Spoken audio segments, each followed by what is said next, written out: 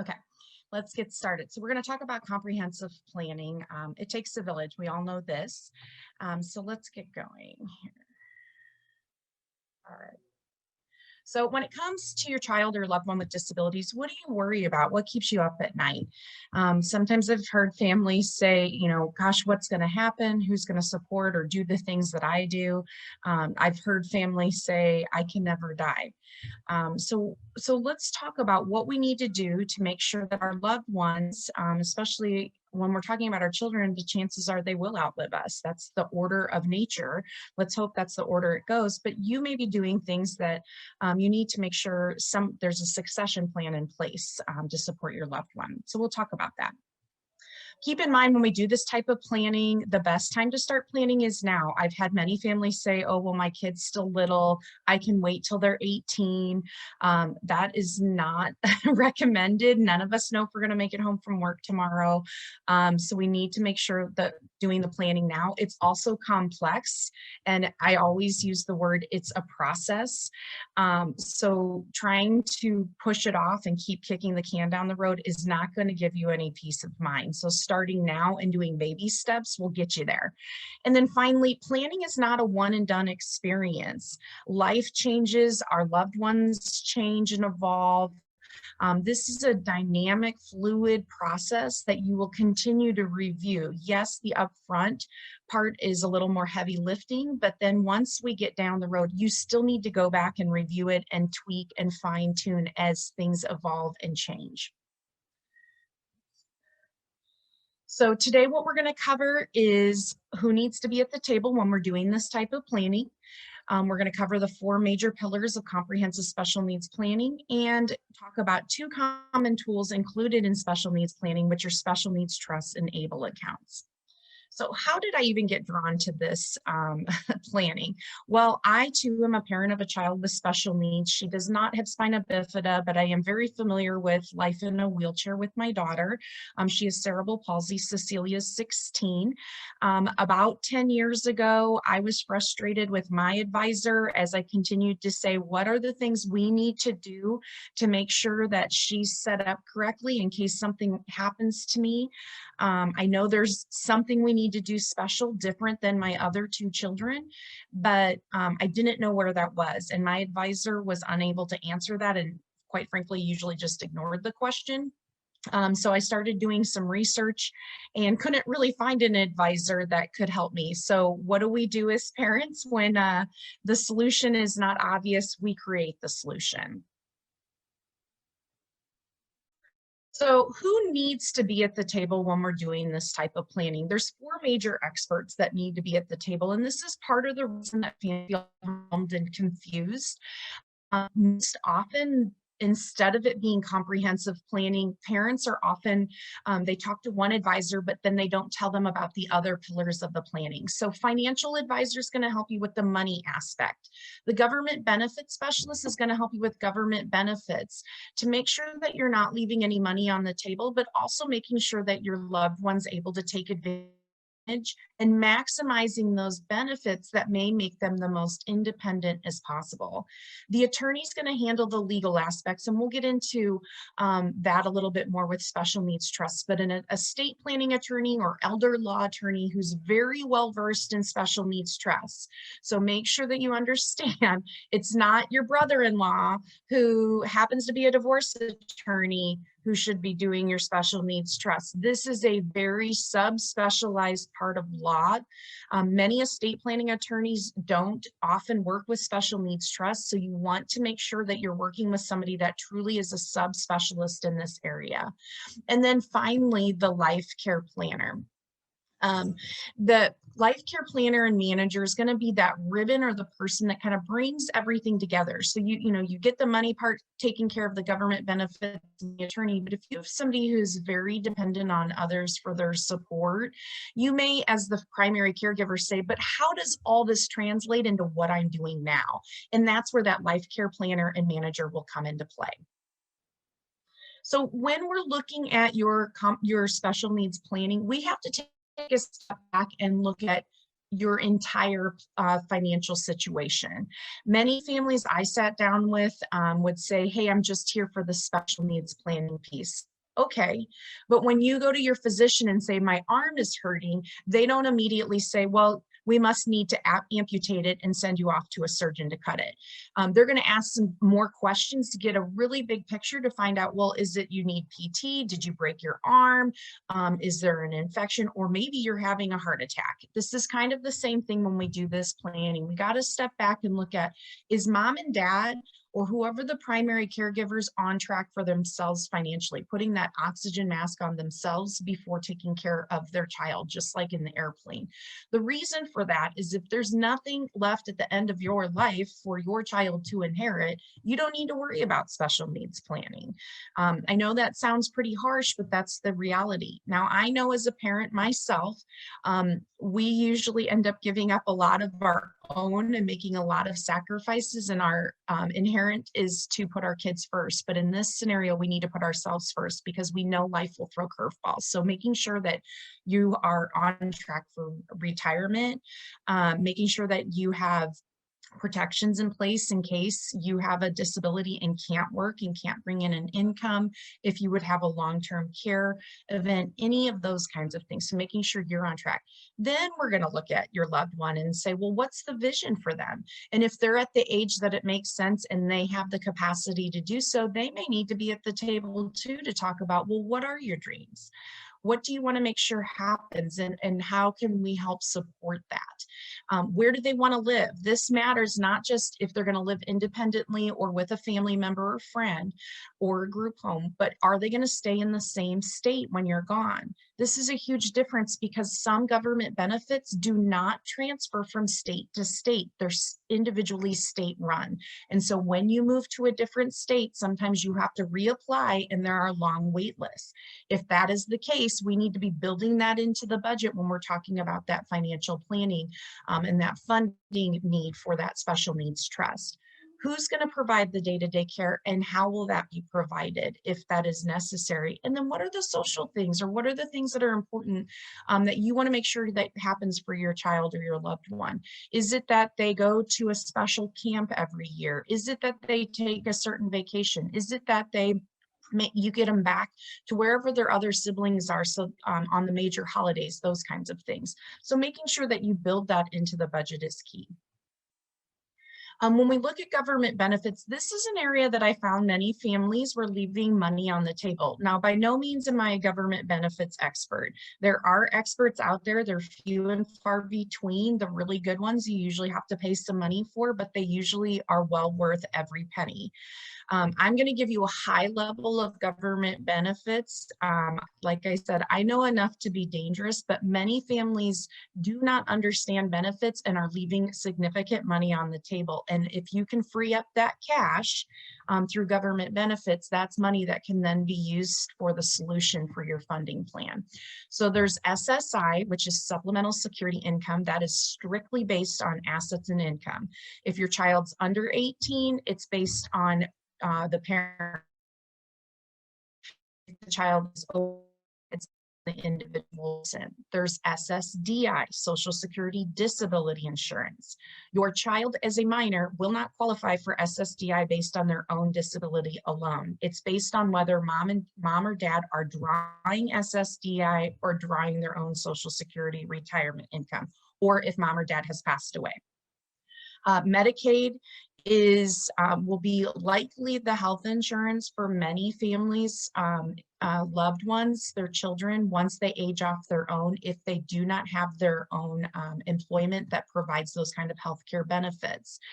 Medicaid waiver is a big one I try to point out to most families. This was something I was unaware of until my child was about 7 years old. Most states have Medicaid waivers, which waive a lot of the financial criteria, which is usually low assets, low income, to qualify for Medicaid. So for Medicaid waivers, depending on the state and depending on the specific waivers, there's different criteria to qualify that is waived or not looked at. Make sure you understand what those are, because it's possible your child could qualify for a Medicaid waiver. And if your child qualifies for a Medicaid waiver, and in the state of Kansas, we have waivers that don't look at mom and dad's assets and income, which is huge. And your individual minor child technically really shouldn't have anything in their name and probably don't have a substantial income. They could potentially qualify. The waiver would become their secondary health insurance if they're on yours as primary. And that picks up things like co-pays, deductibles, co-insurance, and a whole bunch of stuff that our private insurance just doesn't cover. I know for my family, when my daughter qualified for the Medicaid waiver, our out of pocket went down by 30 grand a year. 30 grand. 30 grand is a lot of money that can be used for savings and for other solutions. So making sure that you understand not only the waiver, but how to apply, what that wait list looks like, and then maximizing the supports that come with it can be huge. And then finally, Medicare, and we'll get a little more into that, but Medicare is not just for people who are 65 and older, it is also for people with disabilities. And I'll talk a little bit later about how our loved ones can qualify for Medicare before the age of 65. Many of you are familiar, if you have a child 3 or older, of public school services and trying to maximize PT, speech, all that stuff through there so that you're not having to pay as much for that. VOC services are for those years. Usually you start talking about it around age 16, 17, those middle years of high school, and it goes through to help with life skill training, job training. And then if we have anybody who's military line, the military has, whether you're active duty or you're a vet, they have special benefits for families who have a child with disabilities. So what is the chance that your loved one will qualify for something? And like I said, a lot of families I sat down with said, we don't qualify for anything. And while that was true in part, it wasn't actually the case for the child themselves. So let's first talk about SSI. SSI, as I mentioned previously, is strictly asset and income based. So if the child's under age 18, the parents or the adults in the household's assets and income are all looked at, plus the number of people living under that roof to determine if that child is eligible. But once that child turns 18, it doesn't matter what mom and dad's assets and income are. Only the individual child's assets and income are looked at. And so that's where you'll hear that $2,000 threshold. That is so important if your child is going to be dependent on SSI. Currently in 2020, that amount is $783 per month. They just released that for cost of living. They are adjusting it up for 2020. And that's, sorry, I had to write it down because I couldn't remember. It's going up to $794 per month. Now, that's not a ton of money, but that certainly can help your loved one, especially if you have a child who's either not able to work, or maybe, I mean, most of our kids at age 18 are still in school. So it could supplement some of their needs and things like that. Now, there's nothing that says that you can't, as mom and dad, charge your, okay, so let me back up a little bit. To get the full amount, if your child is living at home, and this is regardless if they are, you have guardianship or not, if your child is 18 with a disability living at home, in order to get the full $783 per month, you need to charge your child room and board. If you do not charge them room and board, the Social Security Administration will say you're gifting it to them, and they will automatically reduce it by 1/3, their monthly payment. If you charge too much or too little for room and board, Social Security Administration will again say that you're gifting it and reduce their payment by 1/3.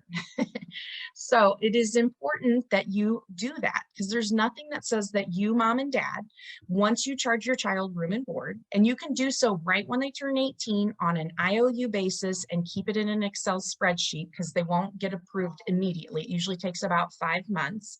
So they'll get a back pay, but then you put that into your checking account, and then you, because you're the landlord at that perspective, the Social Security Administration is not looking at you as a parent to the individual because they're over 18.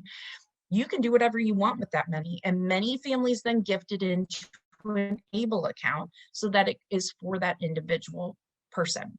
I'll talk more about ABLE accounts further in the presentation.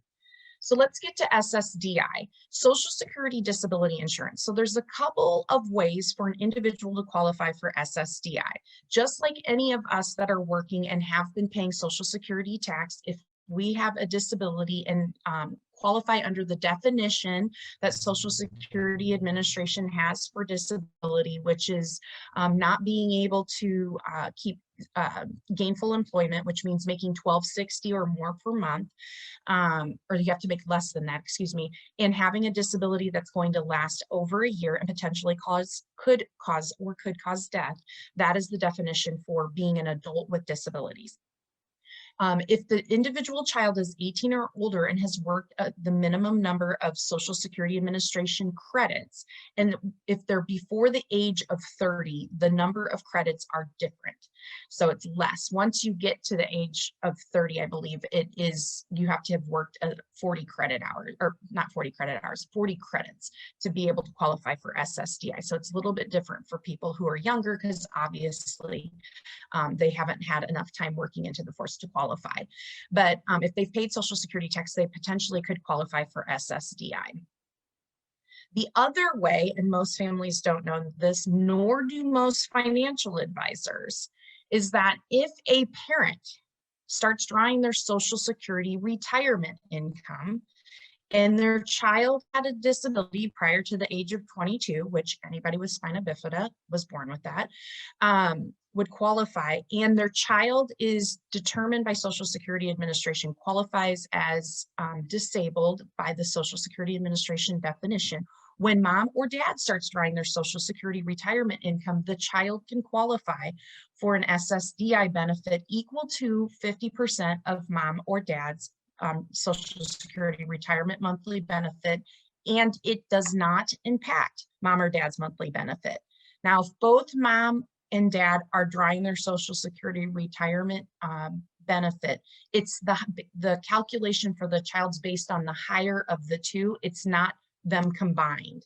So when you're doing your retirement planning with your financial advisor, this is extremely important, because if your child goes from $783 per month in SSI and suddenly can get maybe $1,200 or $1,400 per month in SSDI, that makes life a little bit easier for them. In addition, SSDI is not like SSI. SSI, if your child makes $1, 50% of the dollar is counted, is adjusted for their SSI. In SSDI, that's not the case. If you qualify under the definition and are making less than $12.60 per month, you get it. And if you make $1 that month, or $50 or $100 or $1,000, whatever, it doesn't impact your SSDI. So you don't see the constant adjusting like you do in SSI. The other important part of this is that with SSDI, on the 25th month of receiving the benefit, that individual qualifies for Medicare. And this is what I was talking about previously, is that it's possible to qualify for Medicare based on a disability prior to the age of 65. This is really important. And why is that? If your child's primary health insurance is Medicaid, they are limited in options. A lot of providers do not accept Medicaid, but most providers accept Medicare. And if your child qualifies this way, they would have Medicare as their primary health insurance, and they don't lose that Medicaid. That is their secondary. So they have more comprehensive coverage and more choices and more support, plus less out of pocket. So again, this is why when you're doing your retirement planning, it is really important to sit down with a financial advisor who knows special needs planning so that they can help make the right recommendations for your family. All right, so special needs trust. When we leave inheritance to our loved ones with disabilities, if they are going to be dependent on government benefits, we have to leave it to them in a certain way. Why? Well, I was just talking about that we have asset and income restrictions in order to qualify for many government benefits. Medicaid, it's $2,000 of assets. $2,000, if I die tomorrow and leave that in a checking account for my 16-year-old, her life is really not going to look the same as it does now, and she's going to be very mad at me. And I probably roll over in my grave. But in order to leave inheritance to her, if I left it to her directly, she would lose her benefits and have to private pay for everything until she got down to that $2,000 threshold. When we're talking about people who have medical issues, we all have seen, even with good health insurance, how expensive that can be. One surgery or one hospitalization, I mean, you can fly through cash that way. So we want to protect those benefits, and that's what a third-party special needs trust does. You do, as I mentioned previously, need to work specifically with an estate planning attorney who really knows special needs trusts. You don't want, like I said, the brother-in-law who's a, litigator of some sort, maybe a family law attorney, or another thing I've had families say is, well, I get free legal services through my work. Great, but that is not where you want to get your special needs trust. Generally speaking, they are not the free legal services that you get as an employee benefit are not, this is not their specialty. No different than if you have a child with spina bifida, you're not going to any spinal surgeon, you're going to somebody that really works with spina bifida. Generally speaking, the third-party special needs trust will not jeopardize government benefit eligibility as long as it's used following regulations and set up correctly. The kicker with this is that the beneficiary, so that would be in my case, like my daughter, cannot be their own trustee. Now, if you have somebody who has capacity issues, that's probably not a concern, but for somebody who is cognitively not impacted and would normally be able to manage their own assets or their own inheritance, this can be a hiccup because in order to protect themselves from the benefits, they cannot be their own trustee. Now, I will say that we can use an ABLE account to complement a special needs trust to give a little more latitude to the beneficiary, a little more freedom, so they don't feel like they have a gatekeeper, but they cannot be their own trustee. And again, this is to protect those government benefits. There is a huge responsibility as a trustee of a special needs trust. This is a lot different than any other trust. I recommend to most families to consider a corporate trustee, and here is why. If you misappropriate funds as a trustee of a special needs trust, you can be sued individually. Now you may say, well, nobody would ever do that. It doesn't necessarily have to be somebody else in your family or the beneficiary. It could be, a government entity. You can do a quick Google search. I mean, banks have been sued for doing it incorrectly, unbeknownst to them, or not doing it well I could go on. There's a huge fiduciary responsibility. I recommend a corporate trustee. That makes families get a little nervous because they say, well, but we want somebody who knows our loved one. I would say make your close family who you were going to make a trustee, consider them as a trust protector. The trust protector has a fiduciary responsibility if there's misappropriation of funds. But the trust protector, if that trustee is not doing their job well, let's say that corporate trustee isn't paying the bills like they should be, or is holding on to the money, or they're just shelling out everything, and that trust is going to be exhausted before the end of that individual's lifetime, the trust protector can fire and hire new trustees. So it still allows family or close family friends to be involved and be very hands-on, but not have that legal responsibility as the trustee. And then finally, with a third-party special needs trust, the remaining assets do go on to whomever you choose, so whoever the contingent would be, whether it's other family members or things like that. Several times. These are newer accounts that allow an individual who's dependent on government benefits, well, they don't have to be dependent on government benefits, but a person with disabilities to save beyond that $2,000 threshold and not have it impact their benefits. ABLE accounts are super slick. They're easy to set up. You go online, it takes about 10 minutes. You self-certify that you had a disability prior to the age of 26. You don't have to provide any documentation or anything like that. Just know that if that individual were ever to be audited, they need to be able to provide some kind of proof. Anybody with spina bifida can get a history and physical from their physician that states, yes, this individual was born with spina bifida. But the disability had to be present prior to the age of 26 to qualify. Nothing inside of the account is looked at by Medicaid as a resource. So the nice thing about this, like in the state of Kansas, the cap, the maximum you can have in an ABLE account is a little over 400,000, and they continue to adjust for cost of living. In some other states, it's well over $500,000. So that's huge. Now, if somebody is dependent on SSI, so supplemental security income, not SSDI, you have to keep that account at 100,000 or less. The first 100,000 in an ABLE account's not looked at, so you'd keep it lower. But if they're not dependent on SSI, you can get that account funded. And then contributions are post-tax, but nothing inside of that count, once it's in there, is taxed. So as the earnings grow, that's not taxed. When distributions are made, that's not taxed. So it's a tax-free account. It's similar to a Roth IRA, but you don't have as many limitations. You don't have to wait till retirement age to tap into it. You can start using it immediately. So these are great accounts for family members who say, hey, we want to do something for Junior. What can we do? They can make a contribution to an ABLE account. Here's a list of what's considered an allowable disability expense. So I want to point out that I forgot to mention when we talked about special needs trusts, there's a couple things special needs trusts cannot pay for if an individual is dependent on government benefits. And that is basic utilities and food on the table. Those basic expenses cannot be covered, or any Medicaid healthcare that would otherwise be covered by Medicaid. And the reason for that is because the special needs trust, in order for it to not jeopardize those government benefits, is seen as supplemental, to address supplemental needs. So anything else. But if there are things that government benefits can pay for, even if that person's not utilizing them at this time, the special needs trust cannot pay for them. Enable,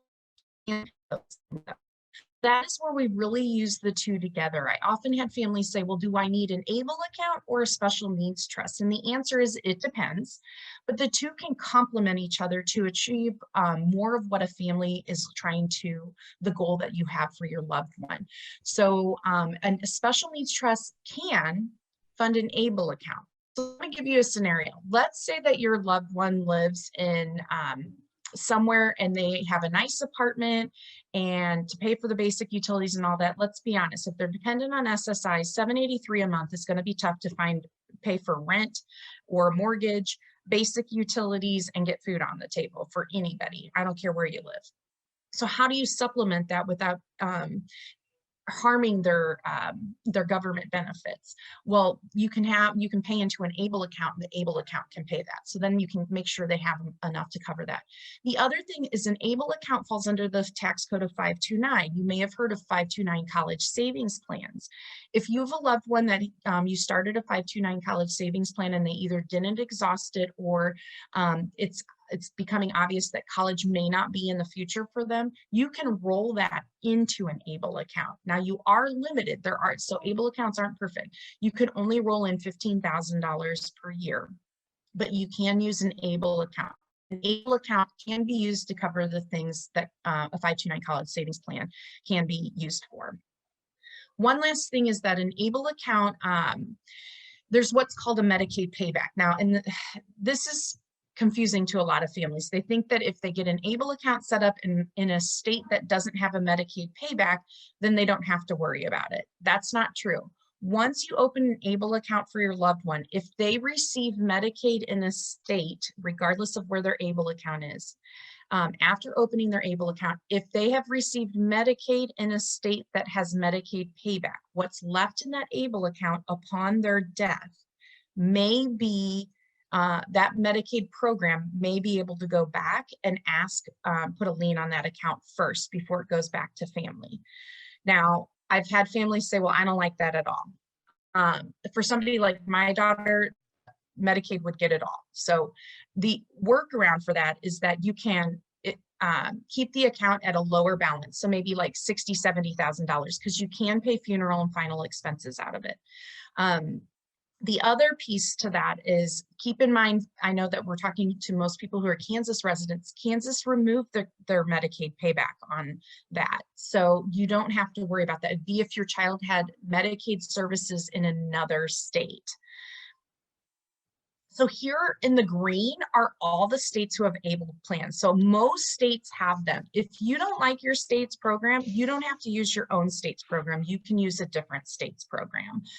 Just be aware that oftentimes if you are the individual is a non-resident for the state of the ABLE account, they may have higher investment fees. But overall, the investment fees in these accounts are very, very low because it's ran through the state treasury instead of your financial advisor. Now, a financial advisor can set, there's one national account and your financial advisor can set that up for you, but then you're going to be paying your financial advisor for that. And so it makes better sense just to go do it directly, because the state programs have done a really good job of making it very easy, even for those that do not have a financial advising background, to choose how to invest in all that. So here is third-party special needs trusts and ABLE accounts lined up side by side. You do not have to have a disability onset at a certain age to have a special needs trust. You can have many special needs trusts. So if you have a family where, let's say, there's divorce, or you can have multiple special needs trusts, not just one. But an ABLE account, you get one and one only based on Social Security. There are Social Security number. ABLE accounts, you can only put 15 grand in per year. I haven't seen if 2021 they're going to increase that for inflation yet, but I have not heard that yet. But so you're limited to 15,000 per year. And this is another reason why when families say, do I need an ABLE account or a special needs trust? They're not the same thing. They have some overlapping qualities, but they are totally different beasts. So you probably aren't going to leave inheritance into an ABLE account if you're leaving some life insurance or other assets, because it'll max out that $15,000. So that's where the special needs trust comes in. They can, like I said, ABLE accounts can be used for anything, just about.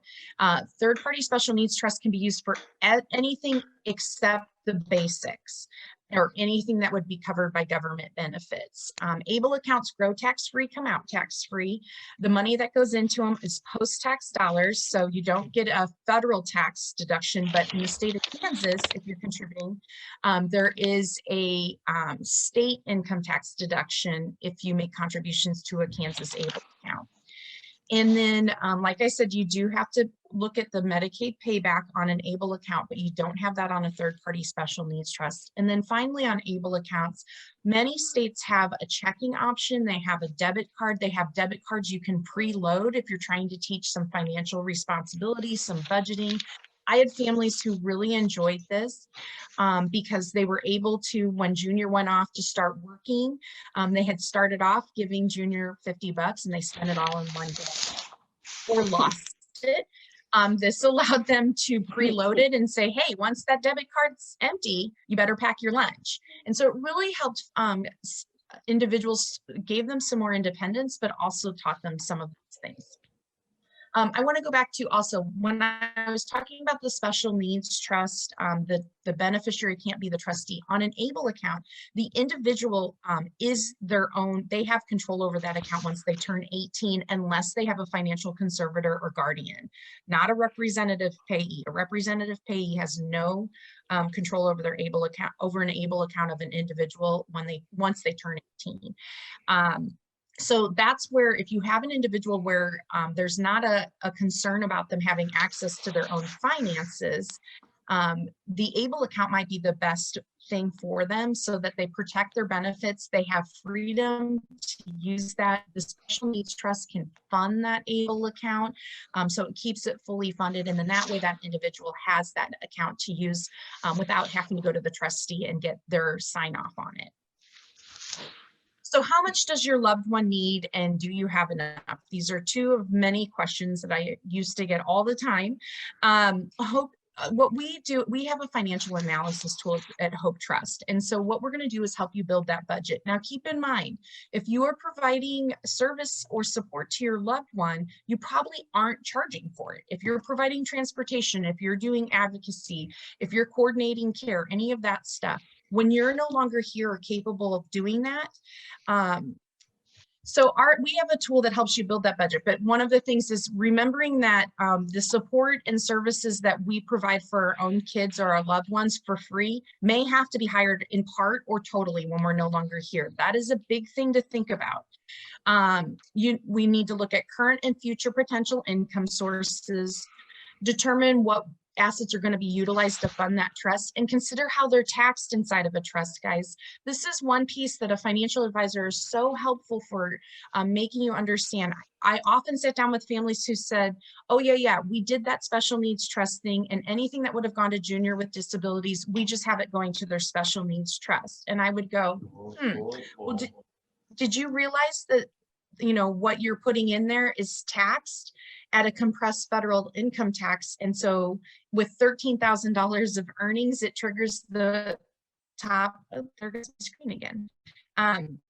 It triggers that top marginal federal tax rate of almost 40%. Most people don't say, hey, I want to make sure I leave a good inheritance to Uncle Sam. So that is where working with a financial advisor that really knows trusts and how assets are taxed is really important. But our tool will run a Monte Carlo, which is, for those that don't know financial, it's about 1,000 or more different scenarios based on history and basically everything you can imagine of stress testing your funding plan for the special needs trust to see if there's enough to last throughout the lifetime of your loved one. And then identifies if there's a gap. If there is a gap, the question then is, what's the funding plan? So if you just have gone and gotten your special needs trust created in your estate plan, that's great. That's one of the steps. But the planning does not stop there. That is a very expensive document if you don't have a funding plan for it.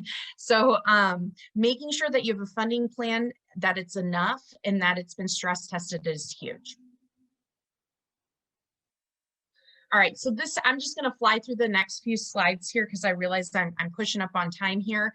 But we do have, like I said, we have a calculator. It's called MITO. It's Meet Your Trust Objective. It helps build your budget. The next thing it does is then runs that financial analysis in the background and kicks out very simply an output for you that's very easy to understand, saying here's what it looks like with the current government benefits your child's receiving or whatever you think that they're getting.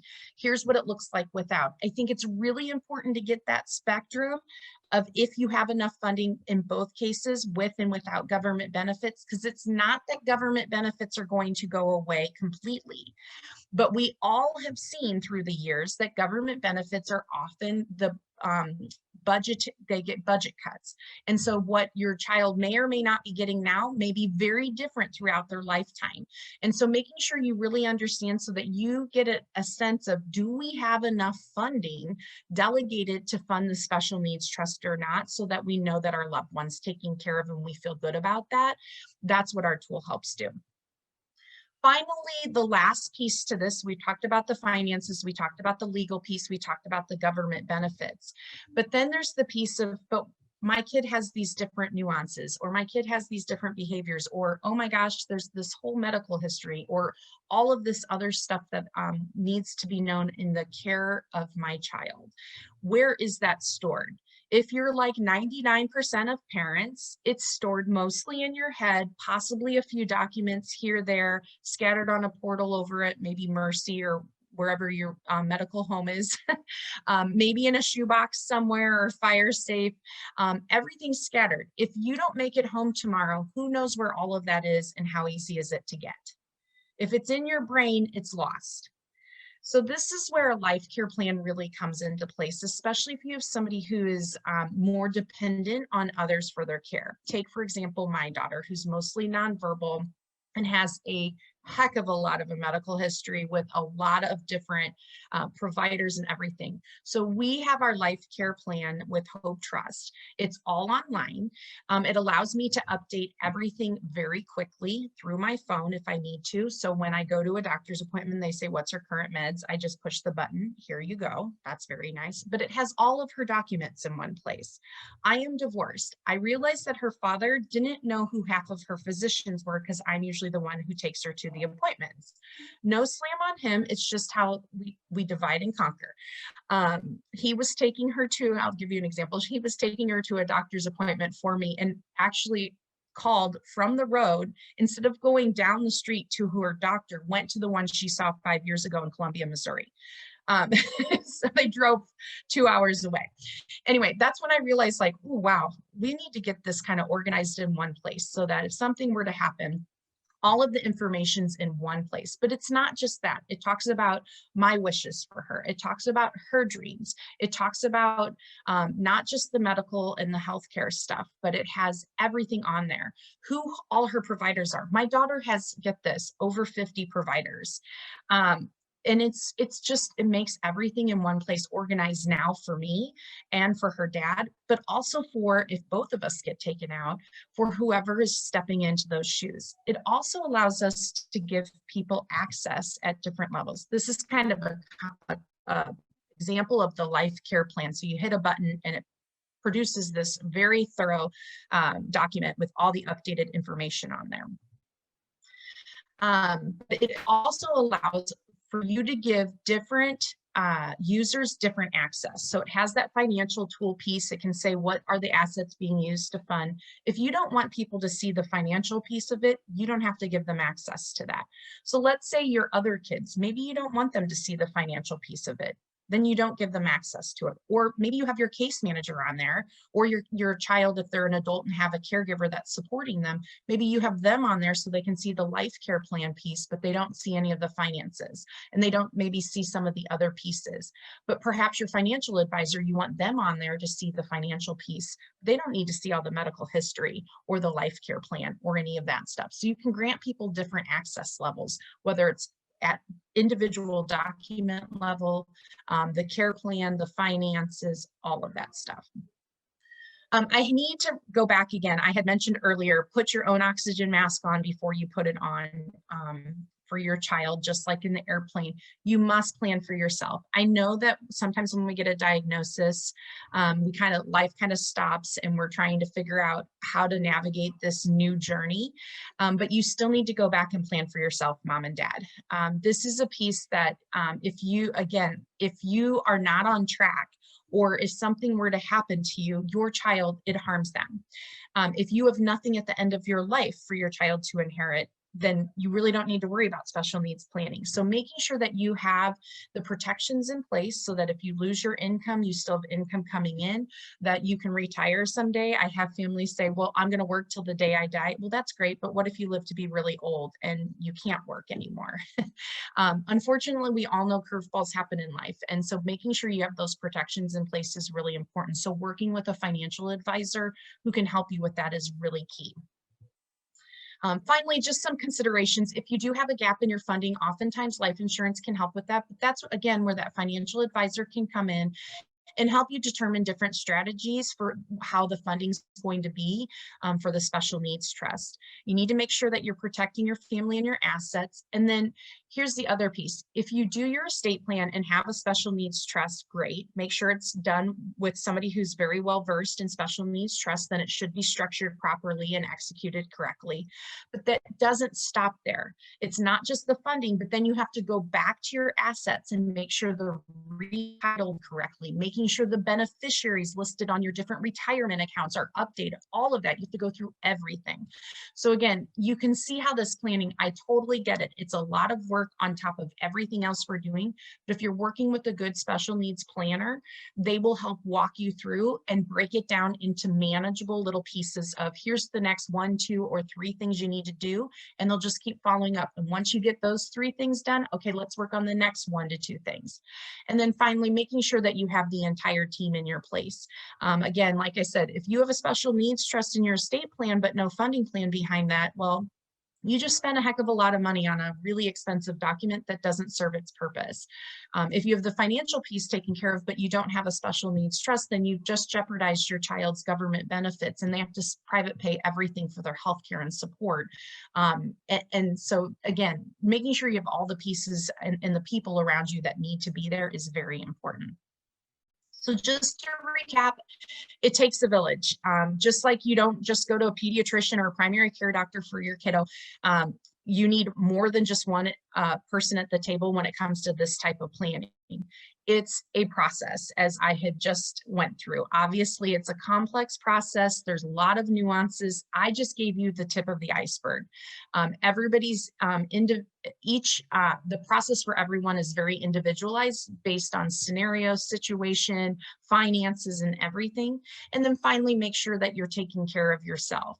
As primary caregiver or as mom and dad, again, things can happen to you. We hope for the best, but we plan for the worst. So making sure that you're protected too, because in essence, you're protecting your child that way. All right, here's my contact information. If you have questions, let me know. And then I had, let me see if there are questions. Can somebody read the questions to me? I don't, let me pull this up. Hi, Debbie. This is Juanita. Thank you so much. That was so thorough and really important. And we unfortunately don't have time for questions right now. However, I am sending your email address to people. So Yes. if that's okay, so that people can email you questions, because I think we might need 5 more sessions about this. Yeah, it's very, I know it's a lot of information. The last thing I want to tell families is please don't feel like, oh my gosh, I need to go put my head in the sand, or it's so overwhelming. This is why you do need experts and help at the table. It's going to take experts and everything. So please send me any questions. I'm happy to answer them and help individuals with this, because it is a complex process, but it doesn't have to be with the right village at the table. Thank you so much, Debbie. That was super awesome. Great. I really appreciate it. Thank you for the opportunity. You guys take care. Thank you so much, Debbie. That was wonderful.